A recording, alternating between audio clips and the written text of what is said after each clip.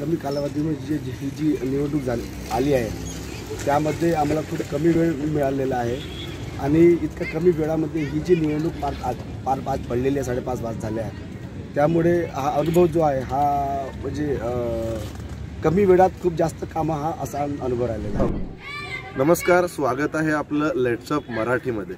भंडारा आणि गोंदिया जिल्ह्यामध्ये स्थानिक स्वराज्य संस्थांच्या निवडणुका होऊ घातलेल्या आहेत। त्यामध्ये पंचायत समिती असेल, जिल्हा परिषदा आणि वेगवेगळ्या ठिकाणी नगरपंचायतीच्या निवडणुका होत आहेत। या एकूण नगरपंचायत असेल, पंचायत समिती असेल किंवा जिल्हा परिषद म्हणजे स्थानिक स्वराज्य संस्थांच्या निवडणुकांसाठी अत्यंत कमी कालावधी भेटलेला आहे। आत्ता साधारण 5:30 वाजत आहेत। मतदानाचा कालावधी संपलेला आहे। एकूण निवडणुकीची प्रक्रिया कशी राहिली, मतदारांना वेळ किती मिळाला, उमेदवारांना त्यांच्यापर्यंत पोहोचण्यासाठी किती वेळ मिळाला याच्याबद्दल चर्चा करण्यासाठी मुरमाडी पंचायत समिती क्षेत्राचे भारतीय जनता पक्षाचे उमेदवार सूरज बागडे आपल्यासोबत आहेत। सूरजजी नमस्कार, स्वागत आहे आपलं लेट्स अप मराठीमध्ये। सर्वात आधी तर मला सांगा की साधारण 5:30 आत्ता वाजलेले आहेत, मतदानाचा कालावधी उलटून गेलेला आहे। कसा अनुभव राहिला तुमच्या या निवडणुकीबद्दल? सध्याचं असं आहे की कमी कालावधीमध्ये जी निवडणूक आली आहे त्यामध्ये आम्हाला खूप कमी वेळ मिळालेला आहे आणि इतक्या कमी वेळामध्ये ही जी निवडणूक पार पडलेली आहे 5:30 वाज झाले आहेत। त्यामुळे हा अनुभव जो आहे हा म्हणजे कमी वेळात खूप जास्त कामं हा असा अनुभव राहिलेला आहे। म्हणजे साधारण 3च दिवस जे होते ते आपल्याला मतदारांपर्यंत पोहोचण्यासाठी मिळाले। तर या 3 दिवसामध्ये आपण कशा पद्धतीने मतदारांपर्यंत पोहोचण्याचा प्रयत्न केला? हा कमी कालावधीमध्ये 3 दिवसाचा कमी कालावधीमध्ये आम्ही लोकांमध्ये जनजागृती केली मतदानाविषयी आणि लोकांच्या घराघरापर्यंत आम्ही जाऊन पोहोचतो। सकाळी 7 वाजतापासून तर सायंकाळी 5-5:30 पर्यंत आम्ही लोकांना आपलं ओळखपत्र, शिकवणीपत्र किंवा ज्या पद्धतीने आम्ही घरापर्यंत पोहोचू शकू अशा पद्धतीने आम्ही पण तिथं घराघरापर्यंत पोहोचलेलो आहे। त्यामुळे एकूण प्रचार करत असताना किंवा लोकांच्या पर्यंत पोहोचत असताना दरवेळेस आपल्याला कालावधी हा जास्त भेटत असतो, यावेळेस तो कमी भेटला। मतदानाच्या टक्केवारीबद्दलही जर आपण बघितलं तर अधिकृत टक्केवारी अजून यायची असते तरी असं दिसून येते की दरवेळेस जी मतदानाची टक्केवारी असते मग ती कुठल्याही निवडणुकीला असेल तशी भरघोस टक्केवारी यावेळेस नाही। याच्याकडे तुम्ही कसं बघता उमेदवार म्हणून?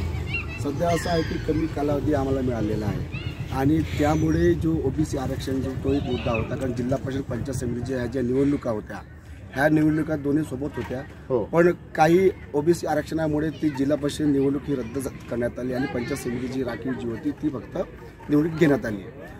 त्यामुळे जो मतदाराचा जो प्रभाव होता थोडा कमी झालेला आहे आणि मतदान जो आहे तो सध्या कमी झालेला असं सध्या तरी लक्षात येत आहे। म्हणजे ओबीसी आरक्षण असेल किंवा एका सोबत संपूर्ण निवडणुका होणं आणि काही मोजक्या जागांवर निवडणुका होणं या सगळ्या गोष्टींचा फरक मतदानावर पडलेला आहे असं आपलं म्हणणं। एक शेवटचा प्रश्न, तुमच्या विजयाबद्दल किंवा तुमच्या परफॉर्मन्सबद्दल तुम्हाला काय वाटतं, मतदारांचा कौल काय असेल?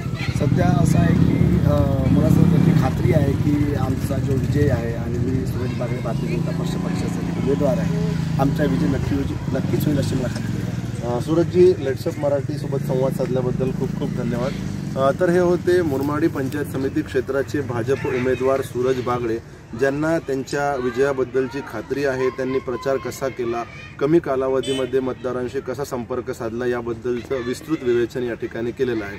पण ही निवडणूक जी आहे ही निवडणूक दरवेळेसच्या निवडणुकीपेक्षा काहीशी वेगळी आहे।